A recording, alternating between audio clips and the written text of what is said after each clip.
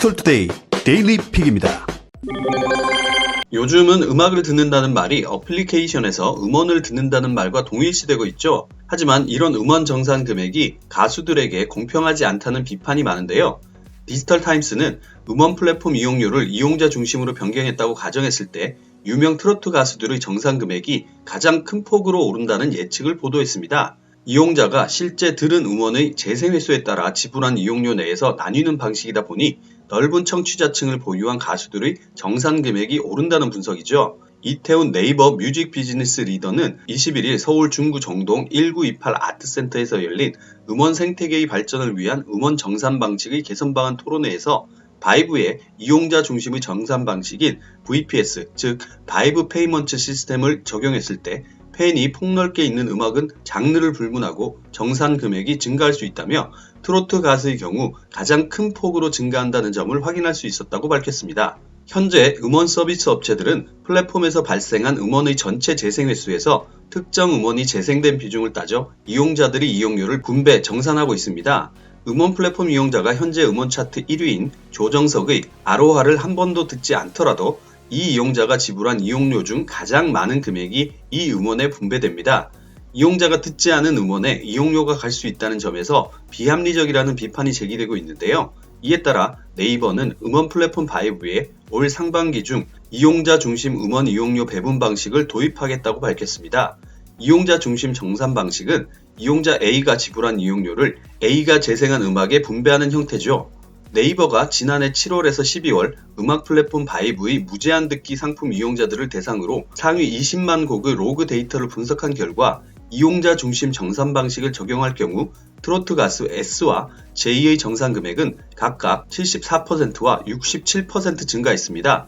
S와 J 외에도 이름을 알만한 트로트 가수들의 정산 금액은 대체적으로 늘어난다는 설명인데요. 트로트 분야뿐만 아니라 국민 발라드 가수 I, 팬층이 넓은 인디 뮤지션 K와 P도 정산 금액이 20% 이상씩 확대될 것으로 예측됐습니다.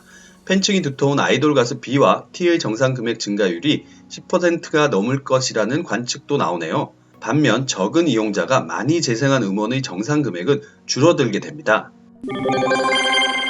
네이버의 밴드는 카카오톡과 함께 한국인들이 가장 많이 이용하는 SNS 수단 중 하나라고 할 수 있는데요. 밴드가 미국에서도 히트할 조짐이 보이고 있다고 합니다. 조선일보는 코로나 바이러스로 지역사회가 셧다운, 즉 활동 중단된 미국에서 한국 네이버의 SNS인 밴드가 빠르게 확산되고 있다고 보도했습니다. 미국 내 밴드의 월간 이용자는 작년 하반기 2만 명에서 6만 명씩 늘었는데요. 그러나 코로나 사태가 본격화한 3월에는 24만 명이 급증하며 250만 명을 돌파했습니다. 1월보다 14% 증가한 수치죠. 네이버는 4월엔 유입 속도가 더욱 빨라져 280만에서 300만 명 정도로 추산된다고 예상했습니다. 밴드의 급부상은 특히 교회와 같은 종교단체나 가족 단위 이용자 급증에 따른 것인데요. 노스캐롤라이나주의 지역신문 로린버그 익스체인지는 지난 6일 스코틀랜드 카운티에 있는 걸스카우트 대원들은 코로나 사태에도 흔들리지 않고 공동으로 지역 봉사활동을 했다고 보도했습니다. 소셜미디어의 본고장인 미국에서 한국의 SNS 밴드가 급부상한 배경엔 폐쇄성에 있다고 합니다. 미국 주요 소셜미디어인 페이스북이나 줌, 슬랙 등은 모두 기본적으로 모임방을 만들 때 개방성에 초점을 둡니다. 대화방에 있는 멤버는 누구나 제3자를 초청할 수 있죠. 초청받지 않아도 대화방의 인터넷 주소만 안다면 누구나 참여할 수 있습니다. 불쑥 불청객이 들어와 불쾌한 동영상을 올리거나 전혀 상관없는 대화를 건넬 우려가 있는 것이죠. 밴드는 정반대인데요. 가족방을 만들면 리더, 즉 방 개설자의 승인 없이는 제3자 참여가 원천 봉쇄됩니다. 종교, 가족, 방과후 활동 모임, 댄스 교습소 등 특정 구성원들로만 꾸려지는 모임이 코로나 사태로 오프라인 접촉이 불가능해지자 오프라인의 폐쇄성과 가장 근접한 밴드로 몰려오고 있는 것이죠. 네이버에 따르면 이번 달 미국 밴드의 신규 그룹 개설 숫자는 전달보다 32% 증가했습니다. 특히 종교 그룹이 258% 늘었고 가족 그룹도 104.8% 급증했습니다. 밴드는 동영상 공유와 실시간 방송 기능을 갖췄지만 아직 미국 기업의 화상회의나 학교에서의 실시간 원격 수업에선 약세입니다.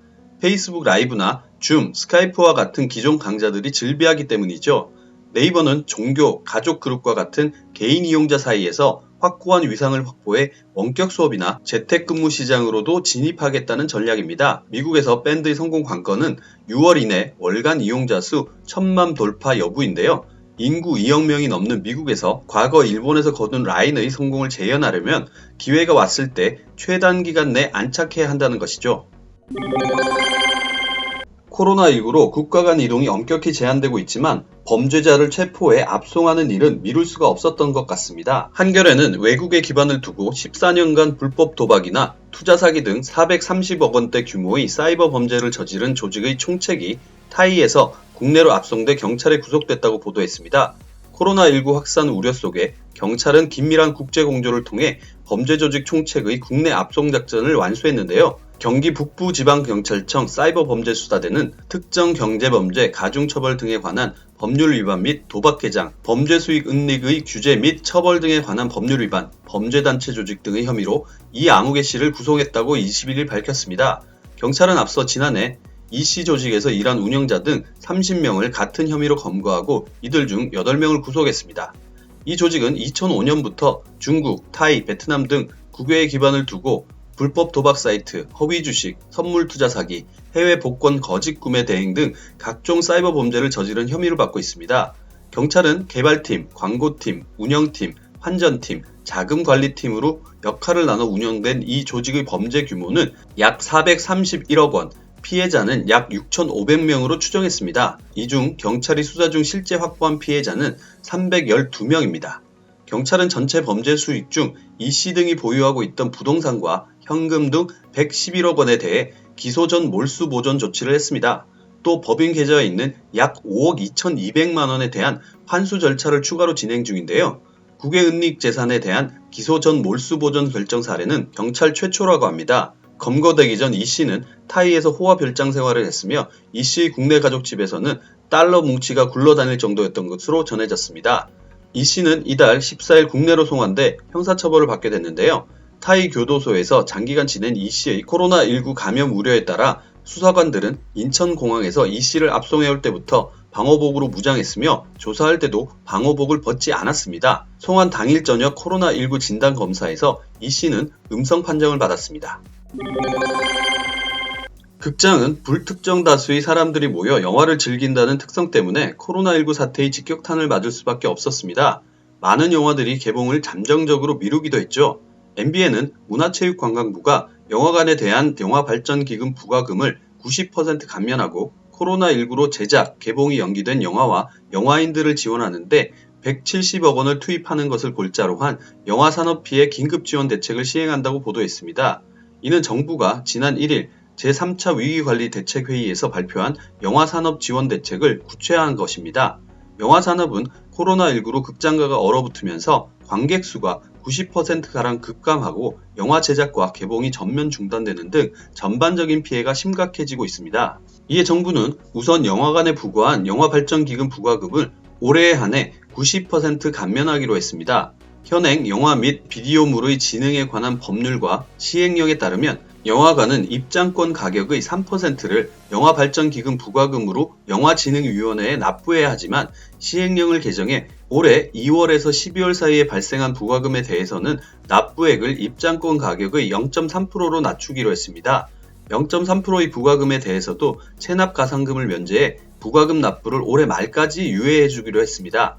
또 문체부와 영진위는 코로나19로 제작이나 개봉이 연기된 한국 영화에 대해서도 제작 비용과 개봉 비용 일부를 지원하기로 했습니다.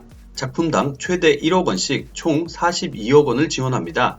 영화 제작 중단 등으로 단기 실업 상태에 놓인 현장 영화인들을 위한 별도 지원 방안도 마련했습니다. 총 700여 명을 대상으로 직업훈련을 하고 훈련비를 지급하는데 8억 원을 투입하기로 했습니다.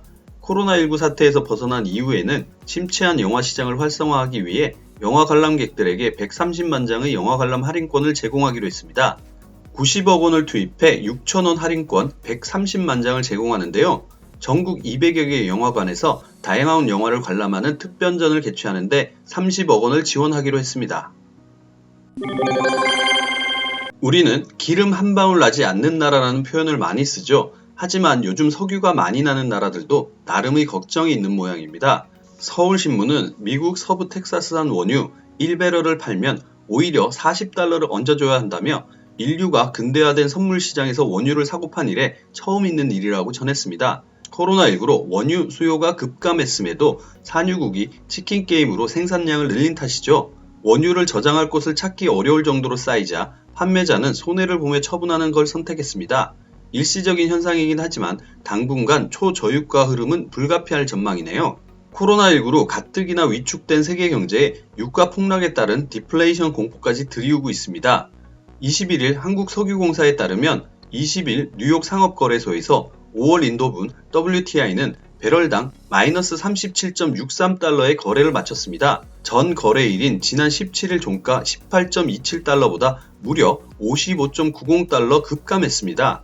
장중한 때 마이너스 40.32달러를 기록하기도 했는데요. 마이너스 가격으로 거래됐다는 건 판매자가 그만큼 웃돈을 얹어줬다는 뜻입니다.